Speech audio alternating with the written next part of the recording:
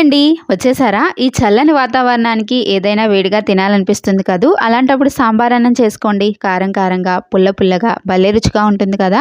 ముందుగా ఇక్కడ నేను చూపిస్తున్న విధంగా మసాలాలన్నిటిని కూడా వేసేసుకొని ఫ్రై చేసుకున్న తర్వాత పేస్ట్ కింద రెడీ చేసుకొని పక్కన పెట్టుకోండి.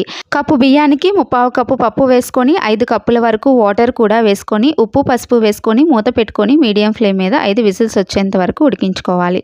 స్టవ్ మీద కడాయి పెట్టుకొని నూనె, నెయ్యి వేసి పోపులు వేసేసి ఉల్లిపాయలు, పచ్చిమిరపకాయలు కూడా వేసి వేగాక ఇక్కడ నేను చూపిస్తున్న విధంగా కాయగూరలన్నింటినీ వేసేసి ఉప్పు, పసుపు కూడా వేసుకొని హై ఫ్లేమ్ మీద 2 నిమిషాలు ఫ్రై చేసిన తర్వాత 2 కప్పుల వరకు నీళ్లు వేసుకొని మీడియం ఫ్లేమ్ మీద 50% కూరగాయలను ఉడికించుకోవాలి.